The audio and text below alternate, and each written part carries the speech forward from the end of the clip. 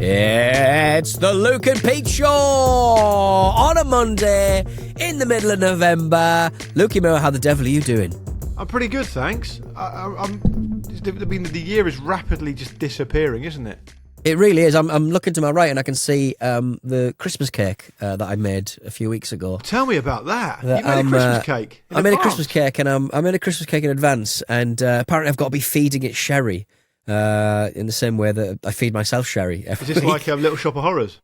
It is like a little shop food, me. Yeah, and he's apparently he's demanding sherry, and I keep on forgetting to get me a little syringe out to feed my cake sherry. It's I didn't realise that cooking a Christmas cake would be, or baking a Christmas cake rather, would involve so much admin, just having to feed it. Like, do you know?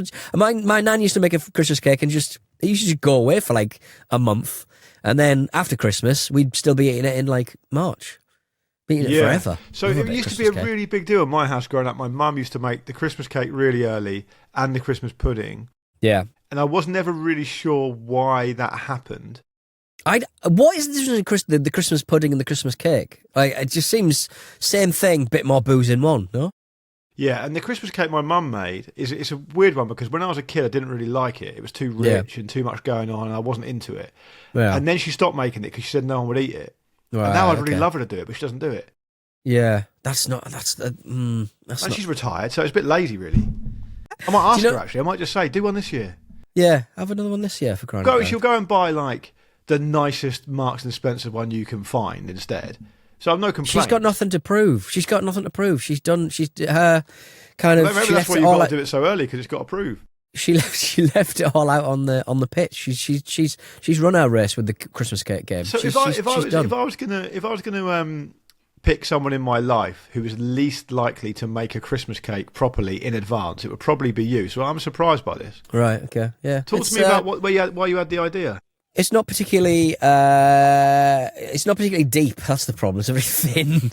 I didn't have a big enough, sort of deep enough tin, so it's quite a thin Christmas cake. But what inspired you to do it? You watching Bake Off, were you? No. I'd find that kind of show absolutely hateful. No, I just thought we've got quite a few people sort of popping over for Christmas, so I'll make a Christmas cake. Tell us about that. I got the nieces and. So you're hosting Christmas this year? I'm hosting this Christmas this year. Is Stuart coming down? Stuart's not coming down. Stuart and Mum, I think the old Doncaster train stabbings has meant that they'll never get on another train again. Same train. Yes, they'll never do that again. Which Have they taken that badly, that news? No, I just know for a fact that they've added that to their excuse arsenal as to why they're not coming down. It's just I just know that's going to be a thing. So I've stopped asking, to be honest. But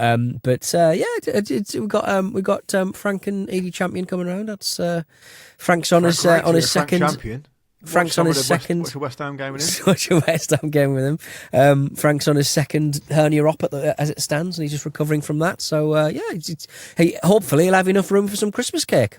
I'm sure he will. Especially if you've made it and you've put that special ingredient in there, Pete. Yeah, Kratom. I've put Kratom in it. I'm obsessed with Kratom. I'm obsessed with gas station pet pills. A good friend of mine, may or may not be the same guy who I talked about on Thursday, who got the snooker table delivered to his house. Yeah, he was really into Kratom. He called it Kratom, though. Kratom probably is Kratom, isn't it? Yeah. It's like a plant, isn't it, from the Far East? I think. Yeah, I think it's like one of those kind of like you dry it and you put it in like a tea or something. Yeah, they keep finding these new ones, don't they? And the Americans, they take a bit longer to ban them. You can literally buy them in gas stations, these little bottles of Kratom, and it's incredibly. It's like a natural, very natural kind of mild opioid, isn't it? Yeah, apparently it's a pet pill if you take a little bit of it, but after a while, if you take too much of it, it's a sedative. In the same way that I guess cocaine is, because it stops your heart. I'm obsessed with Kratom and how it's able to be just, all over. They tested gas station boner pills, and 9 times out of 10 it's got actual fucking, not minoxidil. I'm trying to think of the adverts for Hims hair. What's the Viagra? It's got actual, the active ingredient of Viagra in it. But what else would it have in it? Well, it shouldn't have anything on it because it's a protected drug, isn't it? It shouldn't be. It should have just fucking, rhino horn and fucking peppers. I don't think you should be encouraging people to buy rhino horn products. Don't buy rhino. I'm not encouraging. Nothing I've ever said on this podcast has encouraged anyone to do anything. Let's make that very clear. Put your shark fin soup down. I am a cautionary tale. This is what this is for. It makes you feel better about yourself. It makes the listeners feel better about themselves. Yeah, that's that I'm true. sad inside and dying. No, I don't want you to be dying. Right, okay. I can be sad inside. Okay. But the idea that, because what a lot of people will say is, kratom, for example, is, or even cannabis, right? Yeah, man, it grows in the ground, so it's natural. How can it be bad for you? Have you heard of the death cap mushroom? Because yeah, exactly. 30 grams of that will kill you dead. Yeah, it's very selective, isn't it? Selective kind of like mental gymnastics that people do. Everything comes out the ground eventually, doesn't it? Radiation. You can pop a stick of polonium in your gob. Yeah, how are you going to enjoy that, guys? Where's that come out of? Do you ever feel like when you're walking in the countryside or whatever and you see mushrooms growing, you think it would be really great to know which mushrooms are safe to eat and which ones aren't? And I'm sure there's some kind of system you can remember, like a mnemonic that you can remember to know which ones to give. But I don't know what it is. It's one of those. I think if you are kind of out foraging and stuff, I think it's one of those things that. And again, don't listen to me for advice. I think the UK is safer than most places when it comes to dangerous things. There are very, very dangerous plants, but it requires a little bit of processing to get them to where they need to be. Laburnum seeds were everywhere in the 80s, and they'll fucking kill you. Right. But like mushrooms and stuff, like it's the thing that gets me is two mushrooms can look identical, but like one of them's got like a slight variation in the sort of turning up of the cap, and I'm going, what if that particular poisonous mushroom has just decided? Someone stomped on it and it just happens to look like another mushroom that's not poisonous. Like, it's too risky. Mushrooms aren't that nice. When it comes to snakes and like venomous snakes, there's a system, isn't there? Like, around the colours. Right, okay, there's mnemonics for all these different things. It's the same with the bears, right? Yeah. If it's black, fight back. If it's brown, lie down. If it's white, say goodnight, right? A lot of bear attacks in Japan at the moment. They are taking over. It's astonishing. Like, they'll just be in fucking schoolyards and stuff. Like, they're absolutely mad. They've had to bring in the army. It's mad. What, I had to bring in the army? What? Because come on. There's bears everywhere. I don't believe that bit of it. They've brought in the army to support. There's so many bears. They've had to bring in the army because the only people are usually Bear Patrol. No, they're bringing in the army because the Rangers aren't getting there quick enough, and there's just fucking bears hanging out in people's fucking schoolyards and stuff. It's mad. I think I speak on behalf of all of us when I say definitively, you must always fight back a polar bear. Always go after always a polar fight bear back. Yeah, always go. Yeah. It is the polar bear rhymes. The polar bear. It doesn't like it on him there. So it don't like it on him. So you stick one on him, and he's just, How would you beat a polar bear in a fight then? I'd disappoint him with my life. I'd explain to him what I've done with my life and how I've chosen to conduct myself over the years. Or cry. He'd feel a bit sad. He'd get back on his big glacier mint. And who was the other animal in the glacier mint advert? Was it a smaller polar bear or fox? Was it a bird? I think it was a fox, wasn't it? It was a fox. What's a fox doing out there? Because it was glacier mint. Fox's glacier mints, wasn't it? Yeah, but like, why is it an Arctic fox? It wasn't even an Arctic fox. Yeah, it would have been, I guess. Yeah. I don't think it has to be like environmentally accurate, does it? Well, I mean, if you can't have accuracy in your mints, where else are you going to get them? Who's going to give you them? The granddad of the world's original advert. Why is Mozilla Firefox browser logo a fox? I've never seen a fox using the internet. It's a Firefox. It's a brand. What's a fire? No, it's not a fox. It's a firefox. It's a fox. A fiery fox. That's different, isn't it? Yeah, I guess. Can I also just add that if you do see a bear in the wild, another thing you can do, which is a really important survival tip, is wherever possible, just get between the bear and its cub. Yeah. Because they get frightened, and it'll just go, yeah. No, it'll just turn around and go, sorry. And you go, it's okay, don't worry, have your cub back. It's fine. By the way, on the mushrooms thing, the death cap mushroom thing, I was just reading that apparently the Emperor Claudius, one of the more famous of the Roman emperors, possibly died through consumption of a death cap mushroom. Oh, what? He poisoned deliberately, or just having a little? I think having a little people snack? have speculated that he was poisoned deliberately in the early hours of the 13th of October, 54. It's amazing how good the records are, isn't it? I know. In the early, why is he The eating Romans. mushrooms at night? Why is he having a steak and mushroom tart at night for crying out loud? I think people got stuck into his room. Oh, at that time, yeah. He was murdered by poison. Apparently, the speculation is there were. I don't really understand this. There was a feather that was dusted with death cap mushrooms and put in his mouth while he was sleeping. Pop a mushroom in there. Surely, just pop the mushroom in there. A whole one in there. Yeah, I do find it remarkable that they can literally say this emperor died on the 13th of October, 54, right? Yeah. And we think it might be this, but it could have been that. The records are incredible. A mushroom, and at that time, when you sort of see, when we were talking about on the Heimlich man on the last show, and I was like astonished to see he was like 96 or whatever when he died, and obviously he died not 10 years ago. You sort of go, that's a bloody good innings. But 56, you sort of go, he could have lived longer if he didn't have the old feather in the mouth. Yeah. If he didn't have so many bloody enemies. But what was the life expectancy under the Romans, though? I don't know. I don't think it was. I think it was probably about 60, wasn't it? Like, surely not as high. Well, not as high as 60. I think it went off a cliff after the Romans left England. I'm pretty sure the Dark Ages. Right. But I'm just looking at it now, right? Apparently, life expectancy in the Roman Empire was 22 to 33 years. Right, so he's done all right then, hasn't he? Yeah, but I think if you're the emperor, you're going to be an outlier, right? You're going to have the best mushrooms. You're going to be looked after. But well, you're not going to meet as many people. We visited. It's remarkable the development and the civilization they had. When we went to Pompeii, right? I grew up in a town called Gosport, right, which is a shitty part of Portsmouth, basically. I was walking around Pompeii going, "This is better than the town I grew up in." Yeah, right. It's 2,000 years old. What it's got? Did you not think it was quite small, like the actual walkways? I guess you don't sort of need to get a Austin Allegro down there in the 70s. Like, they still had the tracks from the horse and carts, didn't they? Yeah, what mad, absolutely mad. And they also did this thing which I thought was amazing, where obviously there was no street lighting again, like Gosport, but they had basically gone out of their way to find really reflective stones. Right. And carefully put them in the pavements and the road. So on a moonlit night, it lit the street up. That would look amazing.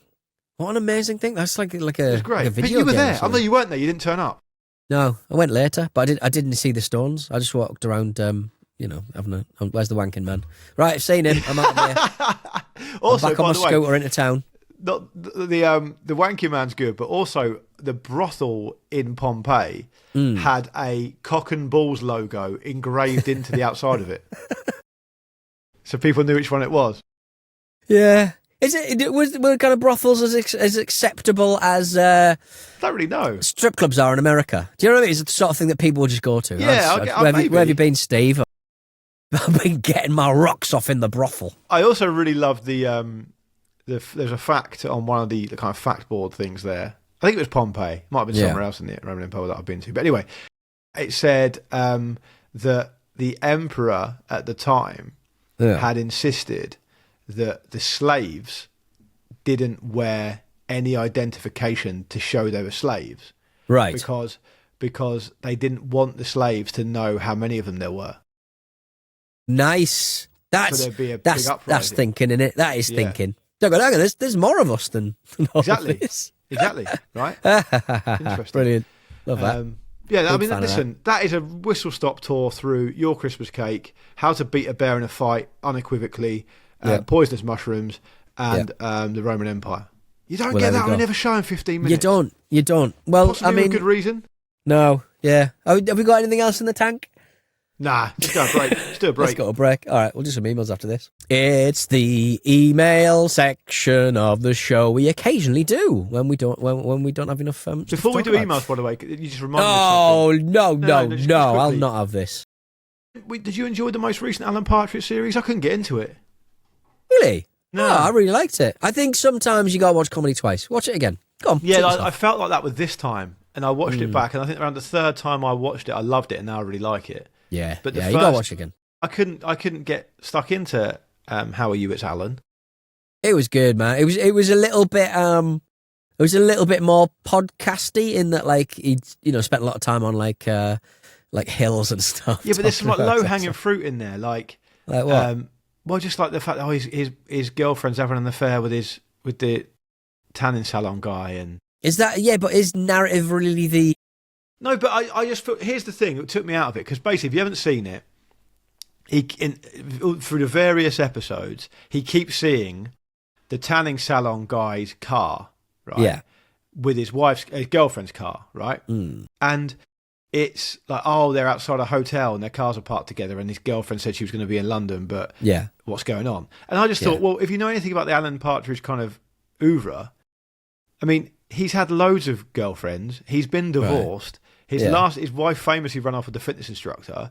Yeah. Realistically, he's not gonna not understand what that is, and it just took me out of it. But he did understand what that is. But I think he was trying to protect his rep for the television, because he's been watched, isn't he? So I think he probably was. I think he obviously knew what was going on, but it just took a little bit of time to kind of. Oh, I didn't get that. Feel comfortable about admitting it. He was just being stupid, and I don't think Alan is stupid. No, I think he knew what was going on. In many ways, it's amazing that he's still doing like original content. Yeah, so many years it was later, good. right? I think it was pretty solid. I would definitely watch it again. Did you like definitely. this Yeah, time? it was excellent. Yeah, really, really and good. Did you like Mid Morning Matters? Yeah, I like all the new Gibbon Brothers stuff. They just know how to write him. Yeah. Well done, Alan. A little claim to fame is that Neil Gibbons occasionally DMs me on Twitter. Well, there you go. Fan of our output as well, Peter. So what a lovely claim to fame. I think it is actually quite a nice claim to fame. Are they your favourite Gibbons? It's a good question. Pete Gibbons. Pete Gibbons. Who's Pete Gibbons again? So Pete Gibbons is a character that you never see in The Office, but he's also a real man who produces a load of stuff that we've worked with before as well, but they're separate people with the same name. All right. Gibbons, the animals. Dave Gibbons, the artist for 2000 AD and others. All right. It's a surprising amount of people with the surname Gibbons. It doesn't seem like it would be a very popular surname. Yeah, maybe Gittins will take over after the famous footballer. Well, I mean, it's very much the ball's in his court, which is not an analogy he understands as a footballer. Should we do some emails? Luke, I've got a list here of famous people called Gibbons, if you want. Okay, yeah, well, fucking hit us up the side of the head with it. There's not really that many ones that you'd know about. There's a Canadian racing driver called Pete Gibbons as well, and there's a New Zealander pole vaulter called Paul Gibbons. Yeah, okay, I'll tell you what, I like this. Listen to the name of this English 17th century composer, right? Orlando Gibbons. Orlando Gibbons. Wow, sounds like a jet pilot. Fully fledged gentleman of the Chapel Royale, and a graduate of King's College, Cambridge. I went to Cambridge last week. I went to an event with our colleague Finn. Oh, yeah, didn't Finn used to go to? Was he? He wouldn't have been Jesus, would he? He was Jesus College, yeah, he was. Jesus, right? So he got invited back to speak on a panel, and I went along to support him. And what's interesting is the master of that college is the person who founded the production company Something Else. Okay, right, okay, nice. Yeah, so she actually used to rep me back in the day. She had us for dinner as well. Did you? Her and her husband. Did you think that? What was her name? Sunita, her name is. Sunita. I think her name is. What did you think of Cambridge Uni? Because I mean, I went a fair bit and stayed in one of the colleges a few times because my mate went to Peterhouse, and it was a very different experience than Dartmouth University. It's a completely singular experience compared to. So I mean, obviously, it's funny because I went to UCL, and that is an illustrious university, but it's a city university, and it's more modern, and so it's complete. Even that is completely different. Yeah. The Cambridge thing. So the Wi-Fi I have access to went to Cambridge, and so I've been to many a dinner there and done all that kind of stuff. And every college is obviously slightly different. And what always informs my experience of doing an event and then a dinner at Cambridge College is that at no point do I have any clue what's happening. No, the protocol is baffling. But just even kind of like you think. I imagine as somebody coming from like a state school to that, which is what happened to my mate, and he had a bit of money. If you don't have any money, there's like you imagine you're spending an amount of money on your education, but then there's bops and dinners and suits you have to buy for the fucking dinner. And it's like, what suit is this for? Why isn't this? Why can't I just wear my normal clothes? What is going on? Help, help, help. But I think with the students themselves, they do take the time to orient them. I think when you're a guest, it's harder. When I was at this dinner, every so often they're hitting a gong, and sometimes you stand up and sometimes you don't. And I said to the guy sitting next to me, why have I got to wear a tie, but they're not wearing a tie? He's like, yeah, but they're not on this table. We're on this table. Right. The tables are the same. No. This is the top table. It's like, well, it's not really the top table. It's like that Russian wedding we went to. I have no idea what anyone's saying. I have no idea what anyone's saying. At some point, you stand up, and then someone says something in Latin, and you can't start your food till someone else starts their food. Right, it's all very. I'm very grateful to be there. The history geek in me loves it. But what was really fascinating about the dinner, by the way, I forgot to tell you this, and we will get onto an email in a second, but is that you obviously, the great thing about doing it is you get put with really interesting people, right? And all have got different reasons to be at this dinner. Like they do these dinners like 3 or 4 times a week or whatever. So, and the people from all over the place are there. And I was sat next to an older lady called Barbara, right? A fascinating woman.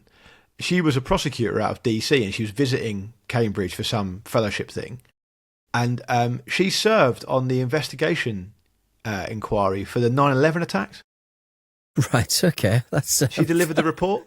Right. Okay. Right. And she was a fascinating woman, really, really interesting to talk to. And do a bit of dinner on it? Say again? She do a bit of dinner on it? What do you mean? But do a highlight, do a party trick, read out the report. She didn't read. No, but she was, cause obviously I'm straight away, I'm going, tell me about the conspiracies. Tell me about the steel beams. That had no, she had no truck with that, obviously. No. But it's funny, she said to me that she was such an aggressive prosecutor on the circuit she was on that she got the nickname Maximum Babs. Like that. She was amazing. She was an amazing person. Lovely. Anyway, beautiful. Let's do an email. So we got an email here from our friend Kieran. You met Kieran, right? Yeah. Yes, I think I have. Yes. Australian guy, also a lawyer. Mm. Involved heavily, I think, in the idea of promoting whistleblowing in Australian corporations. I think. So I thought you were going to say athletics. He's a journalist guy. He's also a surfer, a passionate surfer, and a runner, as we'll hear in this email. He says, "Hi guys, before we start, are you a passionate anything? Would you say that you were would you say, like, apart from lover, obviously, that's a given. Yeah. All the Stack boys are. Just don't get them to do it. Got no I'd love the chance. I'd love the chance to have I just think, when people sort of have these interests, all of my interests are pathetic when said out loud. Pathetic. God, just give us a couple of examples. Well, it's just too disparate. Christmas cake, car, fixing a car. You're into your cars. You're into your DIY. Doorbells. I love me doorbells. I think you can be into something passionately and not be that good at it. I don't think you have to be good at it. That's a good point, actually. Yeah, I guess when you say it's passionately, people assume a level of, but you're being quite decent at it. But you don't have to, I suppose. Yeah, good point. Right, good. It came up a couple of weeks ago with the Wi-Fi I've access to. She told me I need a couple of hobbies. Right. So I've got my first golf lesson next week. Right. Which is exciting. I fancy getting a bit of golf down me. So I'm going to do that. I'm passionate about history, aren't I? I like reading. To be honest, I spend quite a lot of my time on my own reading about history when I'm on my own. Like last night. Actually, last night was a funny one. And Kieran, we will get onto your email. I know you're a keen listener. You will be wanting to hear it. So the other last night, Pete. This casts me in a terrible light, right? No. The Wi-Fi I have access to was volunteering at the local theatre, as she does, and that's on a Monday night as we record this. Yeah. And so I do put my son to bed, and obviously he goes to bed pretty well these days, and then I go and get some dinner. And I was sitting in the dining room eating my dinner, and I was watching colorized and remastered footage of a First World War biplane flying over the topography of the Western Front for about 25 minutes. And I was on my own in the dining. It's honestly, if someone walked in, that is a tragic scene. Were you doing it on your phone or on the laptop? On the laptop. Oh, okay. At least it's a big screen viewing. I think. Look, I think you can get away. I just think you need the context. You need to at least be watching a documentary rather than just silent footage of planes going over. It'd have some music put over the top of it, to be right. fair. Oh, okay. Yeah. Evanescence, Bring Me to Life. No, it wasn't. It was some kind of like choral classical music. But fine. That's basically what I'm doing. So yeah, was I passionate about it? I suppose so.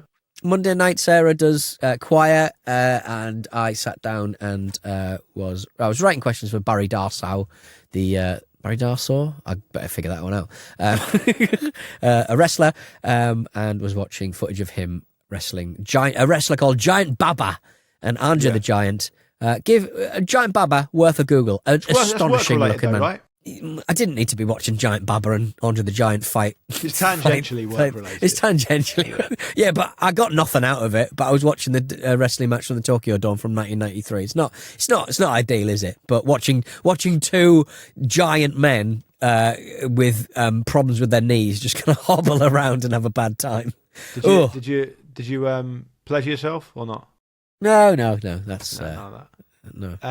Oh, by the way, speaking of watching things, I quite fancy watching that new Nuremberg. Who is that? Russell Crowe plays Hermann Goering. That's right. I was like, I was up for it, have you seen the cast of it? The cast is really good, but him as Goering, I thought he's good, but I just don't. I don't know why. Brilliant. I know I'm sceptical as well, but you know what he's like, Crowe. He can pull it off. I mean, you see a still of Crowe in Master and Commander, and he looks preposterous. You watch the movie; he's fucking brilliant. It's a brilliant film. Yeah, decent. It's so good. Decent. Yeah, he can pull it off. That's the thing about Crowe. He takes on big jobs and he pulls them off. Yeah, he's a man. He was explaining to Joe Rogan about cricket. Joe Rogan looked entirely unconvinced about the whole thing. But Russell Crowe is a good guest for Rogan because he does not give a fuck about what Rogan thinks. Yeah, Russell Crowe is someone who's very comfortable in his own skin, and I think we're as a society, we're quite, particularly in Britain, we're quite mistrusting of that. Yes. Yeah. Who did the song Cannonball? Came in like a wrecking ball. Not Cannonball, Wrecking Ball. Miley Cyrus. Miley Cyrus / The Breeders. Cannonball's The Breeders, yeah. Miley Cyrus was on Joe Rogan, and there's a lovely moment where she was trying to get Rogan into RuPaul's Drag Race, and he went, but it's all just the same thing, isn't it? They all do that kind of splits move, and it's all just the same thing. And like she went, this is what your fucking show is. It's all the same guys, same blokes, doing the same thing. It's beautiful, absolutely, it's totally true. So withering, absolutely cut him to the core. Brilliant. I love Miley Cyrus. She's great. I know. It's probably kind of, I'm going to get in trouble for saying it, I suppose, but I do. There's somewhere in me that does have an interest in what Rogan does, just from a point of view he's in the same trade as us, basically. Loves AI music at the moment. I don't think you can accuse him of like shying away from being challenged and stuff. I think he's a fucking idiot. It's not going in though, is it? I think he's not learning anything. I think he's a stupid person's idea of a clever person. And I think a lot of stuff he does is deeply, deeply problematic. But I do find, I like it when he goes, because like, if you see when Bill Burr goes on there, I've said this to you before, like Bill Burr just fucking hammers him and he loves it. Yeah. Well, his whole Austin comedy scene that he kind of made up, full of, sort of crafted these sort of deeply unfunny men who just like saying slurs, basically. They're getting absolutely, mainly due to like the Riyadh stuff, but also just generally people are just sort of bored of everyone doing fucking trans stuff. And there's been a real backlash towards Mark his kind of Maron's Austin comedy scene. around that, hasn't he? Yeah, he's had a good year. I think it's fair to say. You and I have slightly bonded over like Shane Gillis, right? Yeah, Gillis is one of those kind of like one of those kind of Fox News kind of coded kind of guys who are kind of, they can say some stuff where you're just like, it's a bit fucking strong, but then you don't know what sort of American tastes are a little bit different to sort of ours. But I could watch him do anything. It just is. I've even started watching little clips of his 20 minutes show Tires. Is it called Tires? I think it's on Netflix. But yeah, I've seen it. I haven't watched it. I know what it is though. Yeah. He's just fucking good, man. He just knows how to be fucking funny. Him and Starvey, they're just two blokes who are just fucking good, man. He's quite left wing though, isn't he, Starvey? Well, I think he's quite normal. I think he's quite. He was a big Mamdani guy, isn't he? He's a pains to sort of say, but most celebrities will sort of. I mean, at the end of the day, like if you're someone with some influence and you think that you can lend someone a candidate a hand, and you believe in that candidate, or you certainly believe in that candidate to make the world a better place, compared to what we're doing, like you kind of have a fucking duty, and you can sort of say, people can get upset and stay in your lane and all that shit. You kind of have to. You kind of have to. I don't have any truck with the stay in your lane stuff. Absolutely, you have got absolutely fucking no right to say that to anyone. You've got no right to. No. Yeah, if that's your opinion, fine. But you don't get to say, you don't get to choose that because someone decides they're passionate about something else or they've got a different interest or they want to try something different. You don't get to fucking stop them doing that. You can't gatekeep that on their behalf. That's bullshit. I have no truck with that at all. Look, if someone, it's like, clearly there are examples of it where, my friend is an editor of quite a big music magazine and he gets a lot of actors who want to be singer-songwriters asking to be in his magazine, right? Yeah. And he says, to be fair, they should stay in their fucking lane because they're shit. But I don't think they don't have the right to try something they want to try, right? No, I think certainly on the British side of things, we don't allow it. Like Luke, that Welsh sort of bloke who got a bit of heat last couple of years being superhero films and stuff like that. He's Luke, I can't remember his name, but he's friends with Charlotte Church and he's a bit of a singer and stuff. I think in America, there's not quite that kind of like separation between like, you're an entertainer, so you're allowed to do like more than one thing. Luke Evans, that's him. Okay, yeah. He I think people, I think Kiefer Sutherland doing his album and stuff, and the aforementioned Russell Crowe doing his album, I think people kind of accept that a little bit more. But over here, we're like, oh, fuck off. But as a performer, you will have grown up being a singer. You will have done musical sort of acting. My friend's point is that they want their cake and eat it, because what they do is they get their PR to go to him and say, oh, would you like to chat to Russell Crowe? Yeah. And he's like, well, of course I fucking would. Okay, but you can't talk about his films. No, you can only talk about his record. I don't know if Russell Crowe's one of them. Actually, I don't know if he's done that. But no. But I think like I'm not going to talk about his music. I'll talk about his influences. If you want to get it through the back door, I'll take it. But yeah, I mean, it is kind of just. Can I just mop up some conversational points before we go back to Kieran's email, because we've got to go in a minute. The first one is that I've heard a pretty strong rumor that Zoran Mamdani is a Ramble listener. So take that to the bank. I would say that he would. I think his face fits personally. I think he's an Arsenal fan. Yeah, we've got quite a lot of Arsenal stuff on the show.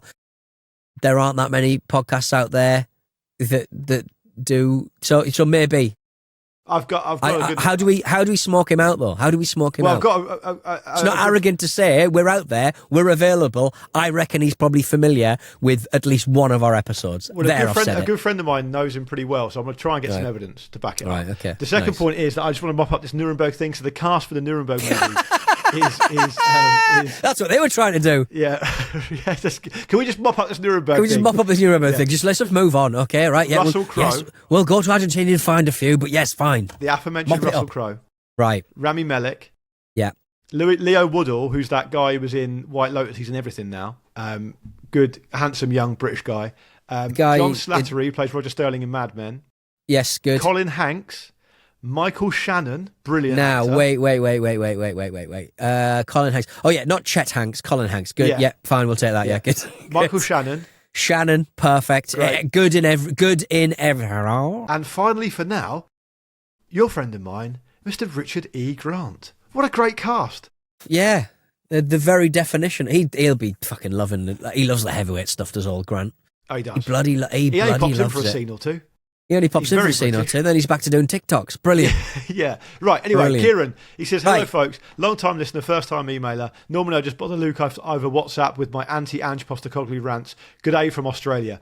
Firstly, congratulations to Luke on his charity run. Impressive effort. I thought I'd get in touch about the discussion of in-run nutrition. I told you, Pete, that I can't have those gels because they make me shit myself, right? Yes, true. Yeah. So like the eye of a needle I was hearing. Damned if you do, damned if you don't. If you don't take one, you get knackered. If you do take one, you're knackered and you shit yourself. Over the past year, Kieran says, I've got into running. I'm doing 2 half marathons, one in Brisbane, one on the Sunshine Coast.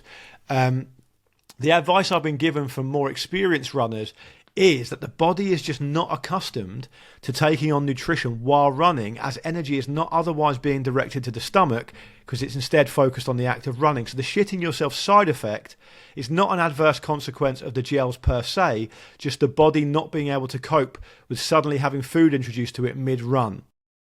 The advice I was given is to acclimatise the body through exposure. So next time you go on an ordinary run, take one gel midway through it and build up to multiple gels during longer runs, so that when you do a long run and you're fueling throughout, your body has developed a tolerance.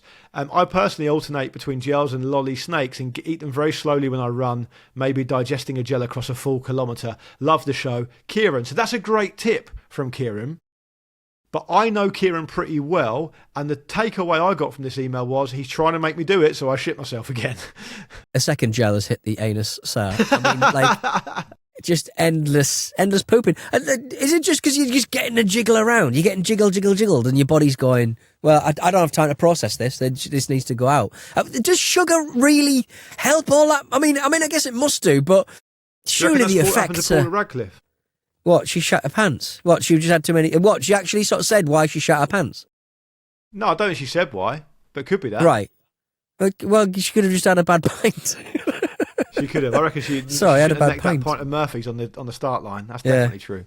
I mean, I've said it before, they need to be bringing back... they need to be bringing in sort of alcohol-free beers for runners. Because you imagine, like, I imagine like a good stout's got everything you need for a run. All that beautiful sugar. I was reading before, though, you know, over a small amount of consumption, the effects psychologically on you between an alcohol-free beer and an alcohol beer is basically exactly the same. It's a complete placebo effect. Well, so you still feel slightly buzzed if you have two of them. Well, can I just be in a situation where I go into a pub and they trick me? I don't want to be told that it's an alcohol-free beer. Surely I could just sort of say this. It has to be a crime. It's deceitful. I wouldn't mind. Look, they're helping out my little liver, my little cysty liver. No, kidneys. I've got a cyst on my kidney. It was confirmed. Cyst confirmed. Kidney. Is it confirmed on deadline day? Done deal. Cyst on kidney. Cyst to kidney. Cyst to kidney. Undisclosed fee. I don't even know what's the left or the right. That's annoying, isn't it? They should really tell you that. They should. It's my kidney. I need that information, for crying out loud. Yeah. Right. Shall we get out of here? Yeah, let's go. All right then. We'll be back very soon indeed, sooner than you'd probably want in a perfect world. hello@lukeandpeteshow.com is the way to get involved, and we'll read all your episode emails out very soon. Farewell. See you later. Goodbye. Bye.